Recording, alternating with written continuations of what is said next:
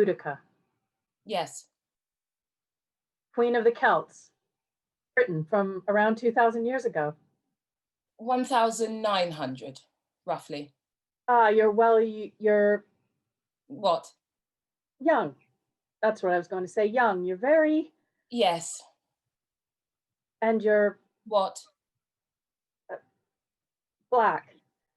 I didn't expect, I'm sorry. All the artwork shows white women with red hair. And your point is? I suppose I don't have one. I am Boudica, Queen of the Iceni.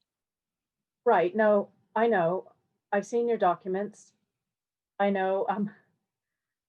Excuse me. This is a bit of an honor. I'm very grateful for you giving me your time to be a therapist. Well, it's just a bit of an honor. Is it? Yes. Sorry. Should we begin? I know something of your life, but if you want to tell me your story. You know it already. Yes. Your husband, I don't know how to. Pursuitagus. Yes, him. He was king of the Iceni tribe. Gosh, I remember learning about this in school. It's just so exciting. And you had two daughters, and he left his kingdom to your daughters and the Roman emperor jointly as a sort of appeasement. Right. And the Romans ignored that and they took your grounds and they abused you. They whipped you and they sexually assaulted your daughters. You then waged war as queen of the tribes on them. You destroyed what is now Colchester and then London, which you burnt to the ground. Your army killed around 80,000 Romans and British citizens. Noble women were impaled on spikes with their breasts cut off and sewn to their mouths. You did not take prisoners, you killed them. And then your opponent, Suetonius, defeated your army. You killed yourself or died of an illness. We're not sure. Does that sum it up? It is the facts. I always imagined you killed yourself when I learned about you at school. I thought it was so dramatic, killing yourself after leading this ferocious army. Did you? What's the ultimate revenge story? Perhaps for you. But I'm sorry, this isn't about me. Please do let me know what you want to achieve here. This time is yours. I would like to get rid of the screaming. The screaming? In my head. In your head. Perhaps I'm not being clear. All that you have said is true. My husband was the king, and when he died, he attempted appeasement with our enemies. This failed. They tied me to a cartwheel. With a whip, they scarred my back till it bled. Do you know what it's like to be whipped? To see your own blood coursing down your own wretched, naked body that's simply trying with all its might to survive? Do you know how easy it would have been to slip away, to cease? No, I'm sorry. They raped my daughters in front of me. My girls.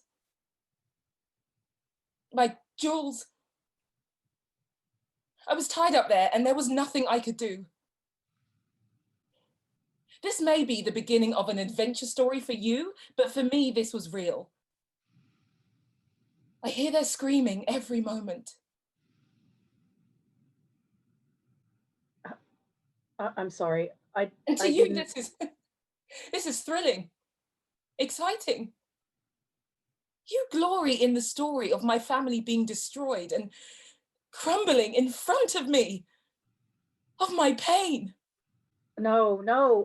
Look, I'm sorry. It was deeply unprofessional. I took great strength from your story, not from the abuse of your children or yourself, but from the strength that came after. We are taught always of the strength of men throughout history, but one of the earliest people in our history books is you, a woman. A queen. Exactly, a queen who would not allow this injustice to be done to her. You burned London to the ground. London! What abused woman would not want to burn it? You tore your enemies to shreds. While I'm not advocating this as a healthy response to trauma, you were justified in your rage. And to see a woman refuse to be forced out of the story, to put themselves in the center of the picture, to ride into battle with spikes on her chariot wheels, well, it was empowering. But I'm not simply a character to motivate you. I'm a person. My daughter's screams resound in me every day. I remember tearing men limb from limb in nothing but blind fury. Do you know the sound of bones cracking? It echoes. And none of it helped me. This pain is still heavy in my gut. It isn't glamorous. It's real and grubby and human. I am human. We never consider the trauma that a myth contains. And that's why we're here. Can you help me? I think so. It may take a long time. Time is all I have. Will I heal? Heal? Oh, yes, absolutely. I didn't think you'd say that. Healing is so much easier than people think. It's also incredibly difficult, if that makes any sense. It does, somehow. You have a question. Sorry? I can see it. A question murmuring itself on the edge of your lips. If you promise me healing, I'll answer it. I promise. I know how to help you. Then ask. What was it like What? burning London?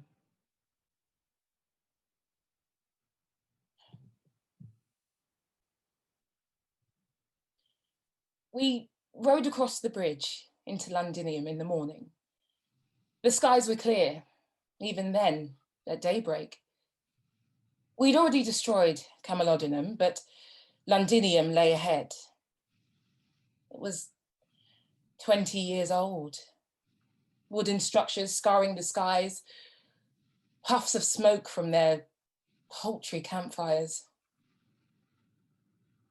They weren't prepared for us. It was my tribe, the Iceni and the Trinovantes, among others. Our army was colossal. I had cried out for their support, for my daughters, for me. And they came. We swept in undercover. The Romans had no chance. We hung them on their own towers. We mutilated and tortured them, men, women, children. And then we set the whole place on fire. We left some of them alive, so the air was not only filled with plumes of towering smoke, but also screaming. We rode away from it, and I have this very clear memory of turning back and seeing those same wooden structures now, just flame. You could hear humans crying and sizzling flesh for miles. Thousands cooked alive. You think I killed myself? I do. Perhaps I did. I'm not going to tell you either way. Do you regret it? The killing, the revenge? Would you?